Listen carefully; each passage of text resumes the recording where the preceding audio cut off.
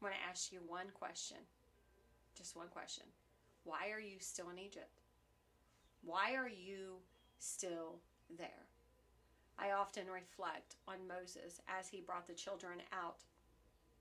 And I've thought about the number 40 and how it took them 40 years of complaining, of murmuring, of they just couldn't figure it out. This journey, do you know that this journey was really only supposed to take them 11 days? 11 days. Ended up 40 years. Now we know through scripture and we know through the Bible that 10, 11, 12, these three numbers go together. Anytime you see 10, just most of the time in scripture, it's going to be followed by a test. And then we see 11 as a transition and we see 12 as fulfillment. So 10, 11, 12, those three numbers go together.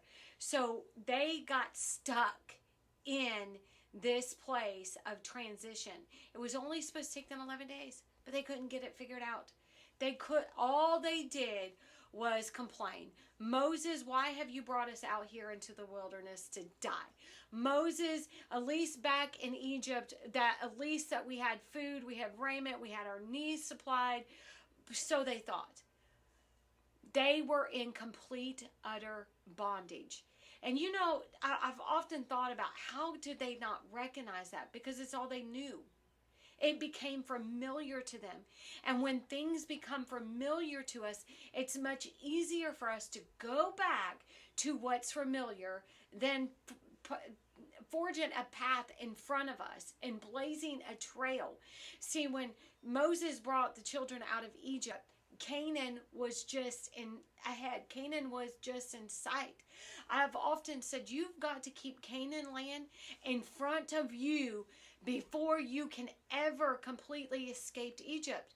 You've got to keep the promise alive in front of you. You've got to keep the promise ever before you can ever come out of Egypt. So I want to ask you, why are you still there? And then I want to ask you this. Do you not understand that there are times and seasons of your life? The sons of Issachar understood times and seasons. They understood that the patterns and the rhythms, people would come to them and ask them questions. If you could understand your timing, if you can understand your season, your rhythm, I promise you that this time next year, if you get it right, this time next year, you will not be in the same spot that you're in right now. Guarantee it. But see, you've got to have this mentality that I'm coming up out of the pit. I'm coming up out of it. I'm not going to be in this pit any longer. This giant that's before me is not going to take me down.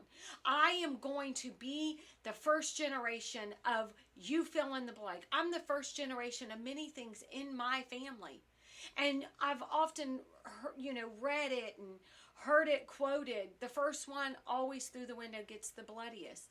So while you're complaining that it's hard and it's not supposed to be this hard, and while you're just standing on the sideline complaining because you're a bloody mess, you're the first one that's going to break things off of your family. You're breaking generational curses off of your family. Do you think that's going to be easy? Do you think you're not a target? Do you think that you do not have a bullseye on your back from the time that you wake up? The devil has your number. He is tracking you, sis. He's tracking you. I have often said that on your worst day, your praise better be louder. Your praise better stand in the gap for you. Your praise better speak on your behalf on your worst day, because your enemy, your adversary, slewfoot as the old timers call it, he is tracking you. So you say, I'm in Egypt and I can't get out. Well, you can't get out because you're not understanding your patterns. You're not understanding your season. You're not understanding your rhythm. You're not understanding it. And so you're on the sidelines. You're on the sidelines and you're just complaining. God, why? God, is it supposed to be this hard? God, where are you at? Where are you at? Let me remind you of something about Moses. You know, they wandered. Just think about it. Think about it. Think about your kids when they continually complain, when they continually ask for something, right? It makes you want to scream. It makes you crazy. I mean, that's just real, right? That's just real life. So you think about Moses, hearing them day in, day out, day in, day out. Moses, why have you brought us out here? Moses, we're going to die. Moses, Moses, Moses. And finally, you know what God says? Now, this is just my word, but I'm going to break it down into everyday language. This is what God says. Okay, Moses, I'm going to kill him. Moses, I'm going to slay them. God had enough of hearing it. God had enough of hearing the griping and the complaining and the self-pity. God had enough. And he said, Moses, I'm going to slay them. I'm going to wipe them out. Moses does something that is so like a leader. He stands before God and he says this. He said, God, now let me remind you that if you wipe them out, if you kill them, if you slay them, if you destroy them, they will say that their God was not able to deliver them. They will say their God is weak. They will say that their God is a failure. They will say all of these things. And so God says, okay, Moses, I'm going to listen to you. And I'm going to spare their life. But they are not going to the promised land. They are not going to Canaan, the land that flows with milk and honey, the land that is abundance. They're not going there, Moses. Their feet can touch. My God, this is a preach right here. Their feet can go to the threshing floor. Their feet can literally go through the threshold. I meant to say the threshold. Moses, their feet can go to the threshold, but they're not going in. They are not going in. Imagine this. Imagine you getting. I feel like I could preach just for a second. Imagine you getting to the promise that you've been waiting on, the inheritance, the blessing. Imagine you getting right to the edge of it, but yet you can't obtain it. Imagine that. Imagine that. Now let me tell you, when the rightful heir steps on territory, when that heir's feet touches the territory that rightfully belongs to them, it activates the land, and the land recognizes that the rightful heir has just stepped foot on their territory. Now that's biblical. Like, I'm not just pulling this out of the air and trying to make. No, this is biblical. When the rightful heir touches the land responds. The land responds. What are you waiting for? Your inheritance, your increase. I shared this. I can tell some of it. I can't tell all of it yet. However, I will be able to share this complete, utter miracle testimony soon, but I can't yet. And there's reasons why. We bought this house back in August of 2022. We bought this investment property in Pigeon Forge, Tennessee, 60 minutes from Parkway. Amazing piece of property, amazing investment home. Amazing.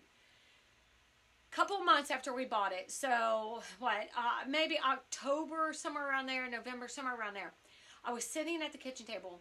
We were renovating this house, and God told me, Micah, get up and go to the back deck and start declaring into the four corners of the earth your inheritance, your increase.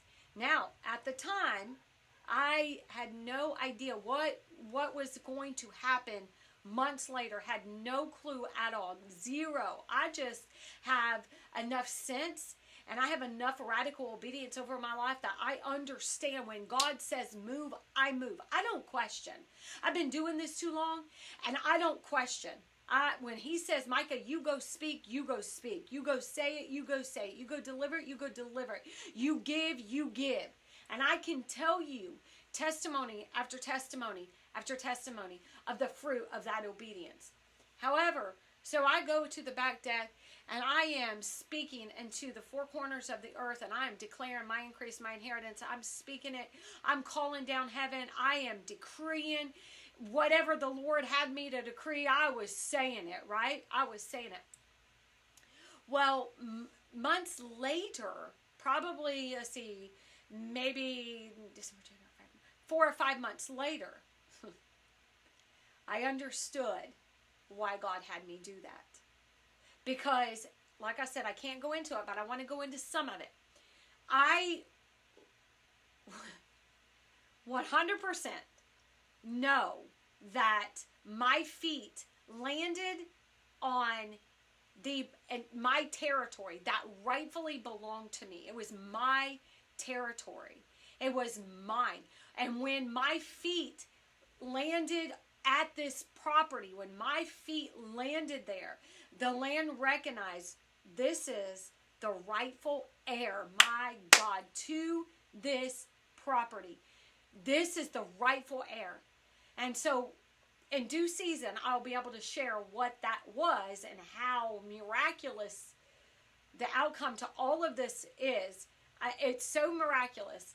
And like I said, we're in this, it's wrapped up in something that I am not, it's confidential, and I'm not allowed to share. So, but in due season, you'll hear it. Anyway, so that's very biblical. When a rightful heir gets on territory that rightfully belongs to them, their inheritance. There was imagine getting to the edge, getting to that threshold of your territory, and God saying, nope, absolutely, you can't enter in. The children of Israel could not go unto the promised land. They could not. They could not. They could view it, but they couldn't get into it. They couldn't go to it. Imagine that. My God, imagine that. Imagine. That is, think about that. Think about what a tragedy that is. So why are you still in Egypt? So how do you get up out of Egypt? How do you say, okay, Micah, I'm hearing you, but how do I get up out of Egypt? How do I do that? Let me tell you, the road ahead of you is not easy. If this thing were, everybody would be doing it. Everybody would be doing it. So what happens is, like I said, we go back to what's familiar. Because any time that we are knocking down walls, that's not easy, and that's what you're doing. See, your enemy, your adversary wants you to stay in Egypt. Because as long as you are stuck in Egypt, as long as you're going around the mountain, as long as you are just doing this all day, every day, doing the same thing. What did Albert Einstein say? That the definition of insanity was doing the same thing every single day, but expecting a different result. That's the definition of insanity. So you're doing the same thing every single day, and you are expecting a different result. That doesn't happen. You've got to get to the place in your life where you say enough is enough. Enough is enough. I'm reminded of a time, this has probably been, maybe 23 years ago, somewhere around there. And this was when I had already started my first business. And I was going down I-70. And I was trying to figure it out. Y'all gotta remember, I was a young girl. I didn't know anything about business. I didn't know the first clue about business. See, I'm what they call a bootstrapper. Like, I just dive in and then figure it out. That's how I've been my whole life. Like, I will jump into the thick of it and figure it out as I go. And that's what I done. I started a business without even realizing I was starting a business, and then I had to figure this whole thing out because I wanted to make money. And 2 reasons people go into business. Number 1's freedom, time freedom that it brings you. And number 2, obviously, it's money. And there isn't anything wrong with money. I know that a lot of Christian people will say that word's evil. Money's not evil, because let me tell you one thing. Broke ain't never going to get you nowhere. Broke is never going to get you anywhere but stress and worrying and struggle. And you're going to be living on the struggle bus for the rest of your life. And that is not God's best for you. It is not. So money is not a bad word. It's not an evil word. You got to have money. Bible says it's blessed to give than to receive. Well, you got to have it to give before you could ever. I mean, you got to have it to give. It's more blessed to give. How are you going to give anything when you ain't got anything? And it's not always monetary, so don't get it twisted. I understand that. But some of it is. Some of it, God's going to require you to give financially. And God's blessed you so you can do it, so you can be a blessing. There isn't anything greater than being a blessing to somebody. When you see a need, the Bible says, and you have the supply to fill it, you better be filling it. You better. So let's go back. I won't get sidetracked because I can easily do that. So let's go back to this. Let's go back to getting up. Like, you got to first determine that you're coming up out. So when I first started my business, I didn't really know what I was doing. So I was bootstrapping it, falling down, getting up, bloody knees, getting back up, wiping myself off, crying, getting back up, falling down again, crying, getting back up. You know how many mistakes I made? See, that's the rawness about me, because I'll tell you, I made plenty. I never claimed to be perfect at this whole thing. I'm 50. I just turned 50. Still making mistakes. But you know what? Every mistake you make, there's a lesson in it. And you can either be full of pride that you don't see the lesson, or you can say, okay, God, thank you for teaching me that lesson. And that's me. I never claimed to be perfect. Made many mistakes in business. Many. But I also believe that that's why we're successful, because we have made mistakes and we learned from them and we moved on. See, some people, you make a mistake and then you get stuck and you stay there. No, you make the mistake and you move on. You learn from it and you move on. That's life. That's what we call life. So you got to first get this mentality, like, I'm getting up out of this place. I'm not going to be here next year because I'm understanding my rhythm and my patterns and my seasons, and I'm getting all of this wisdom that God's given me. And then when God gives me the wisdom, I'm going to have the understanding that to apply the wisdom, because those go hand in hand. So I was going down the road, I-70, remember like it was yesterday. I've told the story numerous times. It never changes because it's the real story. So that's how you know somebody's telling you the truth. They can tell their story over and over and over and over, and it never changes because it's truth. It's truth. I know we don't hear a lot of truth anymore today, but I'm a truth teller. And I'm going down I-70. Remember it like it was yesterday. I was a sobbing mess. I was a wreck. I was crying. God, feeling, sorry for myself. God, you see me, I'm faithful. God, help me, God, figure this out. I'm making all these mistakes, and I don't know what I'm doing. I'm just a young girl, and God, teach me. Teach me, God, teach me. And I turned the radio on. Back then, it's the radio. Now I know we just hook our car play up, and we're ready to go. Back then, you turned on the radio. And I turned it on, and I'll never forget it as long as I live. I heard a voice that sounded like thunder. His voice sounded like thunder to me. That's how powerful it was. And on the other end of that voice, I heard him say, this is all I remember, the whole message. It was enough.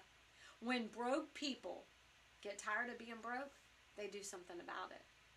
And so that day, and that voice was T.D. Jakes.